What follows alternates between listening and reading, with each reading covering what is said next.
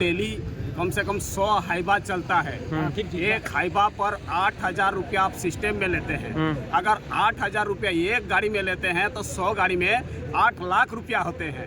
अगर 8 लाख रुपया आप वसूली करते हैं तो हमारा संसाधन, हमारा राज्य सरकार को आप कितना पैसा यहाँ से दिया जा रहा, तो ऐसा नहीं होना चाहिए। आप ये गलती किए हैं, अगर मान लेते रंगदारी लेने गया तो ठीक है, केस बनाइए, डालिए जेल में उनको, हम लोग फुल समर्थन कर रहे हैं, लेकिन मारने का आपको संविधान हक नहीं देता है। और अगर प्रशासन के ऊपर में जिन लोगों ने भी मारा है, जो भी ग्रामीण है, हम उन लोगों को भी बोलते हैं, उन लोगों के ऊपर केस कीजिए, एग्री है। लेकिन इस तरह का घटना जो घटा स्थानीय प्रशासन और ये बालू माफियाओं द्वारा जो किया गया, ये बहुत ही निंदनीय घटना है। इसमें हम लोग बालू माफियाओं के ऊपर भी सेंटीमीटर दिया है। अगर नहीं होता है तो हम लोग 24 तारीख को सुबह 10 बजे से डीसी कार्यालय का अंतर्गत हम लोग 1 दिवसीय धरना प्रदर्शन करने जा रहे हैं। दादा, सबसे पहले जहाँ रहेगा, आप लोग जो है आज जेलकेम टीम बैठक किए थे, क्या कुछ मामला था जो आज आप लोग इस परिसर में बैठे थे? देखिए, कल जो हमारे यहाँ ईचागढ़ में अवैध बालू को लेकर जो घटना घटा हुआ, आप सोशल मीडिया के माध्यम से देखे होंगे, यहाँ के जो हमारे प्रत्याशी से अरुण महतो जी के, उसके ऊपर मैंने 3rd डिग्री का इस्तेमाल थाना में ला के मारा गया था थाना प्रभारी के द्वारा। तो उसको लेकर हमने एक आपातकालीन बैठक बुलाया था पूरा कोल्हाने स्तर का, जिसमें तीनों जिला के पदाधिकारी उपस्थित हुए थे। और आगे की हम लोगों के लिए रणनीति तैयार किया गया कि किस तरह से हमें इन बालू माफियाओं और जो जिला प्रशासन जो अवैध माइनिंग का काम कर रहे हैं, इनके ऊपर हम लोग कैसे लगाम लगाएं। तो इसको लेकर एक हम लोग बैठक किए हैं, और बैठक में ये निर्णय हम लोग निकाला कि 24 तारीख को हमारे जिला कमेटी आज लेटर जारी करेंगे और आवेदन देंगे हमारे एसडीओ साहब को, और उसके बाद हम लोग वहाँ डीसी कार्यालय में प्रदर्शन करेंगे कि तत्काल जो भी थाना प्रभारी उस दिन घटना में थे उन्हें निलंबित किया जाए, और अवैध माइनिंग जो हो रहा है सरायकेला, खरसवां या पूरा कोल्हान प्रमंडल में, ये तत्काल एकदम बंद होना चाहिए, नहीं तो इसके पहले उग्र आंदोलन होगा। और हम लोग अभी इस केस को लेकर हम लोग राज्यपाल तक भी हम लोग जाएंगे, हमारे महामहिम जो राज्यपाल है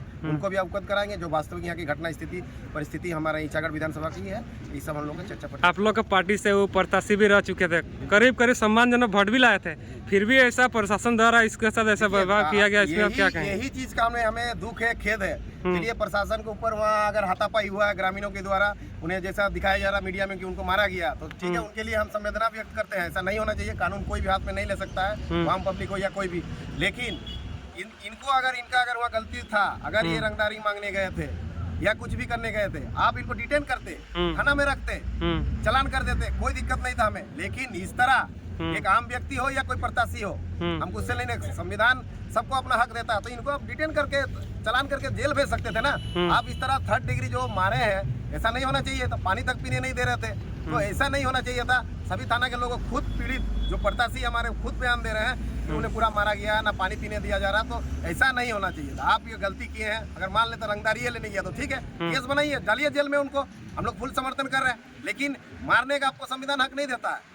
और अगर प्रशासन के ऊपर में जिन लोगों ने भी मारा है, जो भी ग्रामीण है, हम उन लोगों को भी बोलते हैं, उन लोगों के ऊपर केस कीजिए, एग्री है। लेकिन इस तरह का घटना जो घटा स्थानीय प्रशासन और ये बालू माफियाओं द्वारा जो किया गया, ये बहुत ही निंदनीय घटना है। इसमें हम लोग बालू माफियाओं के ऊपर भी कार्रवाई करने जा रहे हैं। क्या लगता है, ये राजनीतिक षड्यंत्र हो सकता है जो इसको फंसाया जा रहा है? बिल्कुल राजनीति है, ये षड्यंत्र ही है। आज हमारे जेलकेम परिवार से कौन नहीं बुखलाया हुआ, सबको ही बुखलाया। आज यहाँ 42,000 वोट है हमारा लगभग ईचागढ़ विधानसभा में, अब सोच सकते हैं। तो इसमें आप बुखलाहट सोचिए अन्य दलों की, यही कह सकते हैं। पार्टी की छवि और स्थानीय जो हमारे प्रत्याशी हैं, उसकी छवि को धूमिल करने के लिए ये सब बालू माफिया और स्थानीय प्रशासन काम कर रहे हैं। प्रशासन और बालू माफिया सब मिली भगत है? बिल्कुल मिला भगत है, कौन नहीं जानता है। झारखंड में आज बालू उठाव बंद है, उसके बावजूद अवैध तरीका से लोग उठा रहे हैं। उसी का ना विरोध करने लोग गए थे, ग्रामीणों के अनुरोध पे देखने गए थे कि क्या हो रहा है। या गाड़ी एक चालान का बनता है, वहाँ 4 गाड़ी चल रहा, तो यही चीज भी देखने गए थे ना। क्या लगता है, यदि तरुण दा को रिहाई नहीं किया जाता है तो आप लोग का आगे की रणनीति क्या रहेगी? अभी तो ये तो मामला न्यायालय में चल गया है, हम लोग साथ हैं और हमारा जेलकेम परिवार पूरा उनके साथ है, संवेदना व्यक्त करते हैं जो उनके साथ घटना घटा है। हम लोग साथ है। अभी जो है मामला न्यायालय में चल गया है, अभी न्यायालय जो हमें जजमेंट देता है उसका हम लोग इंतजार करें। चलिए, गोपेश दा भी हमारे साथ हैं, आइए उनसे भी बातचीत करते हैं। दादा, आज जो आप लोग बैठक रखे थे, क्या चर्चाएं हुई? देखिए, आज की बैठक में कोल्हान प्रमंडल स्तरीय बैठक रखी गई थी, और जब ये मामला ईचागढ़ विधानसभा का है, तो ये ईचागढ़ विधानसभा अंतर्गत चांडिल प्रखंड के गोरनी की पंचायत प्रधान कार्यालय में रखी गई थी। और इस बैठक का उद्देश्य यही था कि कल विगत रात्रि जो घटना घटित हुई थी, हमारे जेलकेम के पूर्व प्रत्याशी आदरणीय तरुणदा के साथ।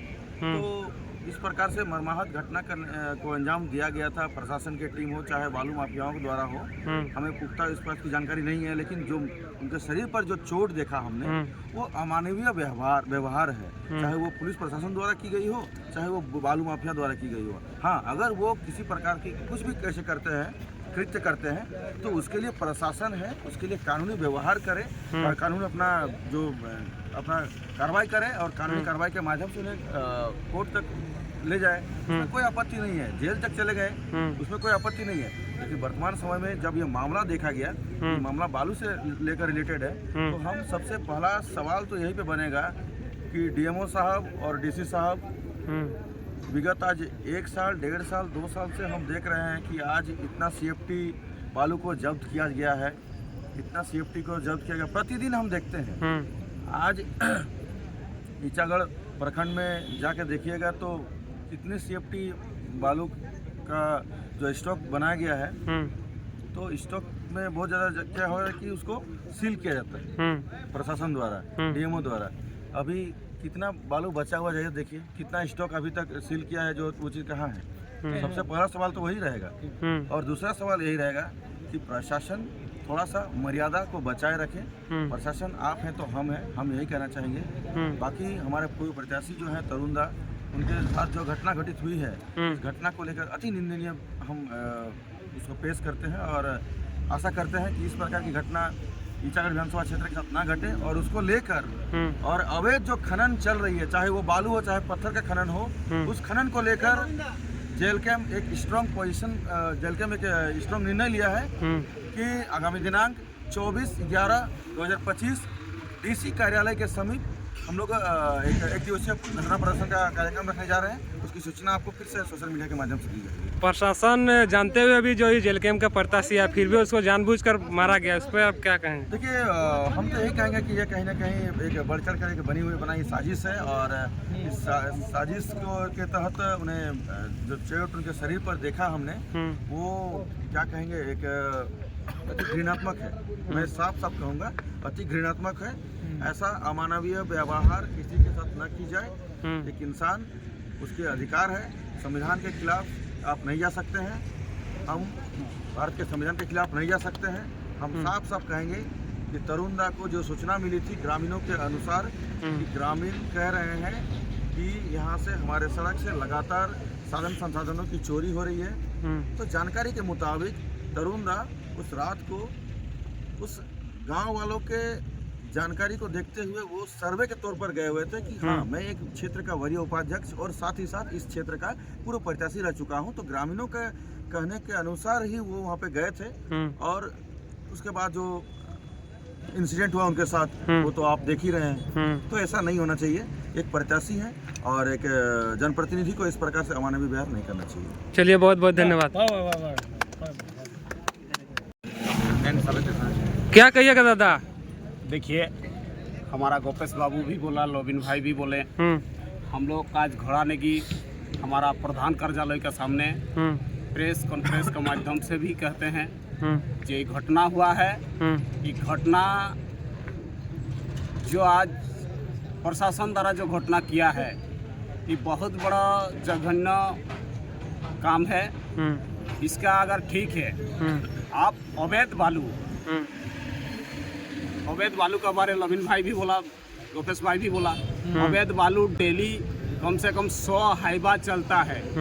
एक हाईबा पर 8,000 रुपया आप सिस्टम में लेते हैं। अगर 8,000 रुपया एक गाड़ी में लेते हैं तो 100 गाड़ी में 8 लाख रुपया होते हैं। अगर 8 लाख रुपया आप वसूली करते हैं तो हमारा संसाधन, हमारा राज्य सरकार को आप कितना पैसा यहाँ से देते हैं? तो प्रशासन तो कह रही है कि तरुण जी वसूली करने के अथवा वन विभाग को देना चाहिए। लेकिन यहाँ ईचागढ़ थाना का बड़ा बाबू का मनमानी से बालू घाट में बालू माफिया द्वारा इस जो बालू को यहाँ से निकासी किया जाता था, और वहाँ नोकेल जो हमारा छोटे छोटे ट्रैक्टर वाला लोग बालू एक ट्रैक्टर लाने में उसको सीओ बीडीओ सभी मिलके उसका गाड़ी पकड़ के थाना में घुसा देता था। ट्रैक्टर वाला लोग तरुणदा को बोला ये दादा हम लोग एक ट्रैक्टर बालू लेने के लिए हम लोग को तरसने पड़ रहा है और हाईवा में रात भर 200-400 हाईवा चोरी हो रहा है। रांची जाता है, सिली जाता है, जमशेदपुर जाता है, लेकिन बालू रोकने वाला कोई नहीं है। लेकिन तरुणदा आपको आने होगा, ये बालू चोरी को रोकने होगा। तरुणदा ईचागढ़ विधानसभा में पूरा क्षेत्रों में भ्रमण करते हैं और उसी दरमियान कुछ ट्रैक्टर वाला ने उसको अपील किया तो समीक्षा करने गया तो पुलिस वाला लोग आके तरुणदा का ऊपर अंधाधुंध फायरिंग किया हवाई में। तो भीड़ भाड़ वहाँ का हमारा जनसाधारण था, हमारा पब्लिक जो था वो लोग साइड हो गया। अकेला तरुण महतो का साथ जो 4 आदमी बचा था, 4 आदमी को पकड़ के ले आया थाना में उसका ऊपर ऐसा व्यवहार किया जो आम साधारण का ऊपर भी होना नहीं चाहिए। संविधान में नहीं लिखता है जैसे आप व्यवहार कीजिए बोल के। इसका लिए हम लोग कड़ी से कड़ी उसका ऊपर होना चाहिए सजा। थाना प्रभारी का ऊपर हम लोग निलंबित के लिए उसको लिखे हैं, 24 घंटा अल्टीमेटर दिए हैं। अगर नहीं होता है तो हम लोग 24 तारीख को सुबह 10 बजे में से डीसी कार्यालय का अंतर्गत हम लोग 1 दिवसीय धरना प्रदर्शन करने जा रहे हैं। और पूरा जिला में नहीं, पूरा कोल्हान में कहीं अगर अवैध खनन होता है तो अवैध खनन को अतिलंब प्रशासन रुके, नहीं तो नचेत हमारा पार्टी के पदाधिकारी, हम लोग पूरा पार्टी का कार्यकर्ता पूरा रोड में उतर जाएंगे। और नहीं तो नचेत इस गाड़ी बालू किया पूरा अवैध खनन को रुकना चाहिए, और नहीं तो नचेत हम लोग बाध्य होकर रोड में उतर जाएंगे। दादा, इतना बड़ा जो मामला हुआ, आपकी पार्टी इसको लेकर क्या रणनीति तैयार कर रही है? रणनीति की बात कुछ नहीं है। झारखंड अलग राज्य का जो निर्माण हुआ, मैं इस सरकार को कहना चाहता हूँ, जल जंगल जमीन और बालू खनन जो हो रही है अवैध ढंग से, कि यहाँ के लोग आज तरुण महतो यहाँ के प्रत्याशी था और 42,000 वोट लाया है, उनका मान सम्मानजनक वोट लाया है। अब वोट लाया है तो अब छानबीन करने के लिए कोई नहीं जाएगा। मेरा घर का बगल में यदि कोई बालू उठा रहा है, कोई पत्थर का खनन कर रहा है तो कोई नहीं जाएगा। तो उसी का परिणाम आज झारखंड को मैं दोषी देता हूँ, हेमंत सरकार को। इस सरकार को मैं दोषी देता हूँ कि राज्य में जो अलग राज्य हुआ है, यहाँ के आदिवासी और मूलवासी को जितना भी खनन संप्रदाय जो है उसका जो कर रहा है, जो आज माफिया जो बिहार, यूपी और छत्तीसगढ़ हर जगह का जितना भी हाईवा वगैरह लगता है सब बिहार का है। सुनिए, गरीब आदमी ही बालू उठा के जो ट्रैक्टर में लाता है, उन्हीं का बालू का जो ये करता है, स्टॉक करता है। लेकिन स्टॉक करने का भी तो बहुत बड़ा माफिया है। वह SMDC से लेके अच्छा आदमी वहाँ पर बालू का बहुत बड़ा कारोबार कर रहा है। ये जो चल रहा है ना झारखंड सरकार में, हेमंत सरकार के ये में जो चल रहा, ये सब बंद होना चाहिए। ये जेल के परिवार पूरा आंदोलन करेगा और DC ऑफिस में इसका धरना भी हम लोग रखेंगे और ये बताएंगे कि हेमंत सरकार सबसे बड़ा अगर कोई आदिवासी और मूलवासी को अगर मारने का काम कर रहा, हमारा नदी, हमारा पत्थर, हमारा जमीन, हमारा सब कुछ यहाँ यूपी बिहार का आदमी आके खनन करेगा। जी चलिए, बहुत बहुत धन्यवाद।